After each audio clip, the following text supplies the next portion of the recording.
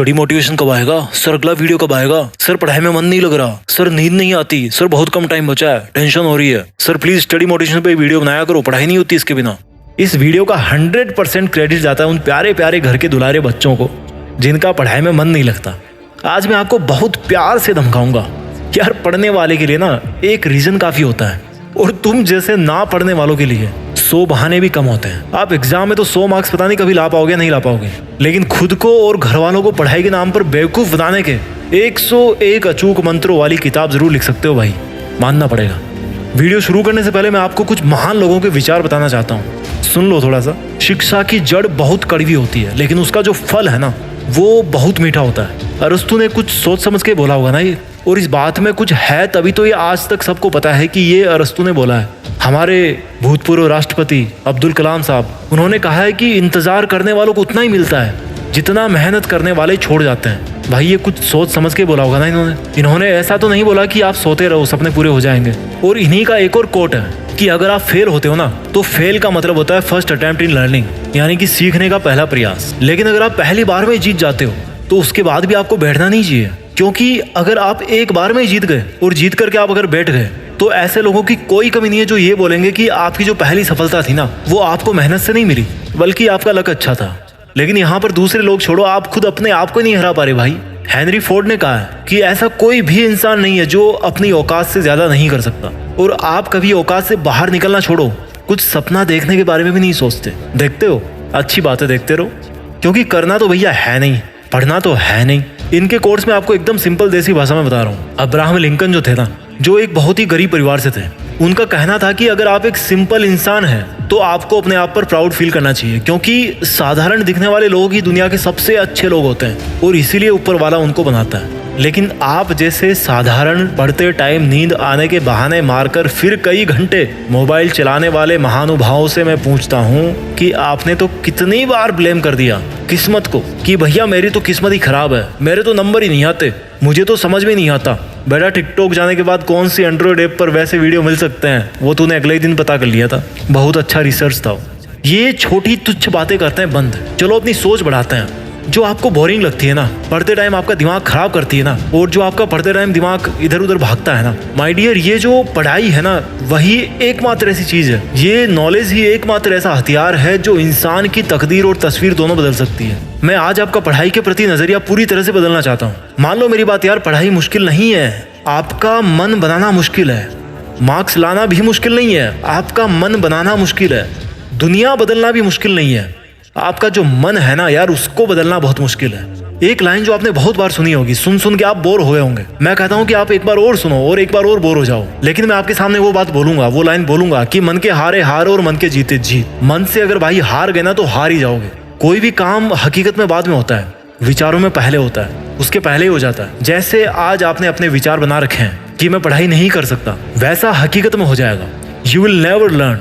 अगर आज आपने मन बना लिया कि मैं पढ़ सकता हूँ तो आप बहुत अच्छी पढ़ाई कर सकते हो। सारी मुसीबतों का ठेका आपके घर वालों ने नहीं ले रखा, आपको भी मुसीबतों से गुजरना है। एक बात आप अच्छी तरह समझ लो कि ये जो पढ़ाई है ना, जो आपके हिस्से की पढ़ाई है, वो आपकी जगह कोई और नहीं करने वाला, ये केवल आपको ही करनी है। और ये ना तो आप सो करके कर सकते, ना गप्पे लड़ा करके कर सकते, ना टाइम पास करके कर सकते। पढ़ाई करने के लिए पढ़ाई ही करना पड़ेगा, याद करने के लिए याद ही करना पड़ेगा भाई, तेज लिखने के लिए तेज लिखने की प्रैक्टिस ही करनी पड़ेगी।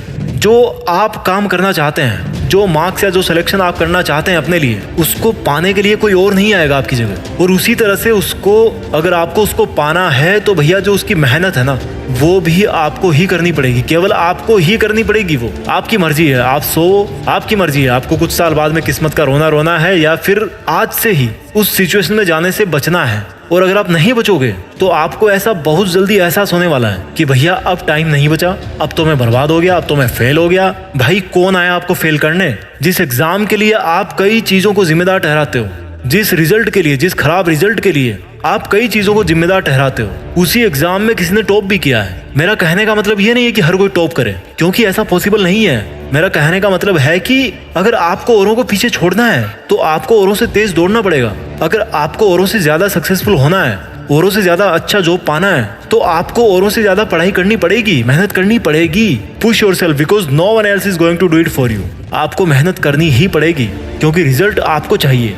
आपको नींद को लात मारनी ही पड़ेगी, आपको मोबाइल की गुलामी बंद करनी ही पड़ेगी, आपको पार्टीज को सेक्रीफाइस करना ही पड़ेगा। जब सब लोग वीकेंड पे इधर उधर घूम के टाइम बर्बाद करेंगे ना, उसी टाइम पर आपको उसी टेबल चेयर पे उसी रूम में बैठ करके अपना तप करना पड़ेगा। और एक विद्यार्थी के लिए शिक्षा को ग्रहण करने से बड़ा कोई धर्म हो ही नहीं सकता। पहले के जमाने में छोटे छोटे राजकुमारों को गुरु के पास छोड़ दिया जाता था, वो हर तरह के डिस्ट्रैक्शन से दूर रहते थे और इसी वजह से वो बेहतर शिक्षा ले पाते थे।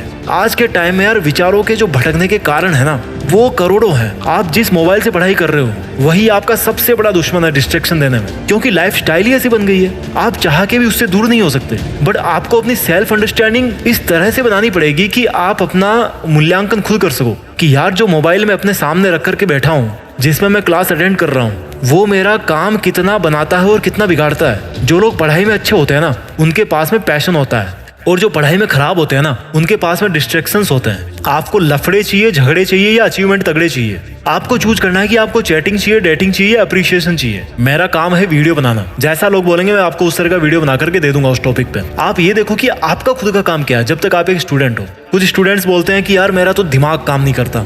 मेरे भाई चलो मान लेता हूँ, मैं वो भी मान लेता हूँ, चलो अच्छा बहाना है कि आपका दिमाग काम नहीं करता। और ये भी मैं मान लेता हूँ कि जो बंदा टॉप कर रहा है वो बाई बर्थ टैलेंटेड है। बट यार एक हार्डवर्क नाम की चीज होती है जो टैलेंट को भी बीट करने की ताकत रखती है। मैंने एक जगह पे पढ़ा था कि जब आप प्रैक्टिस करो तो लगना चाहिए कि आपको कुछ नहीं आता, इस लेवल पे आपकी प्रैक्टिस होनी चाहिए। लेकिन जब आप एक बार खेल के मैदान में उतर गए तो आपके खेल को देख करके लगना चाहिए कि यार इससे बेहतर खेलना किसी को नहीं आता।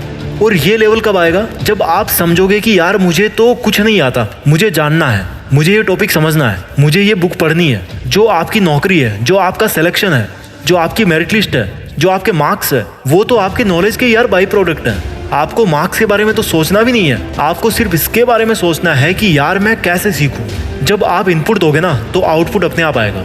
और अगर आपने कुछ इनपुट दिया ही नहीं है और सोच के बैठे हो किस्मत के भरोसे कि यार इस बार तो सिलेक्शन हो ही जाएगा, इस बार तो 80+ आ ही जाएंगे, कभी नहीं आएंगे मेरे दोस्त। बैठे रहो किस्मत के भरोसे। जब तक पढ़ाई कर रहे हो ना, भले ही आपको याद नहीं हो रहा, समझ में नहीं आ रहा, लेकिन आप अगर कोशिश कर रहे हो समझने की, तो ये जो टाइम है ना, कभी भी वेस्टेड टाइम की कैटेगरी में काउंट नहीं होता। सबसे ज्यादा वेस्टेड टाइम होता है जब आप कोशिश करना ही शुरू नहीं करते, आप डिसाइड ही नहीं करते। एक लाइन में बोलना चाहता हूँ अपनी तरफ से कि देश में नाम करके ही रुक जाना आपका मकसद नहीं होना चाहिए। आपका मकसद होना चाहिए कि यार दुनिया में देश का नाम हो, हमारा कंट्री ग्रो करे। और किसी भी देश को आगे ले जाने में सबसे ज्यादा जिसकी भूमिका होती है ना, वो होती है वहाँ की एजुकेशन, वहाँ की पढ़ाई। पढ़ाई में कुछ बात है यार, इसीलिए तो सब आपको बोलते हैं पढ़ने के लिए। अब मोबाइल बंद करो और जाके पढ़ाई करो।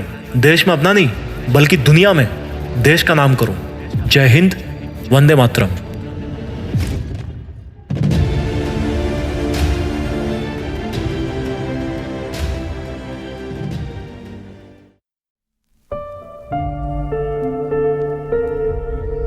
जीत फिक्स।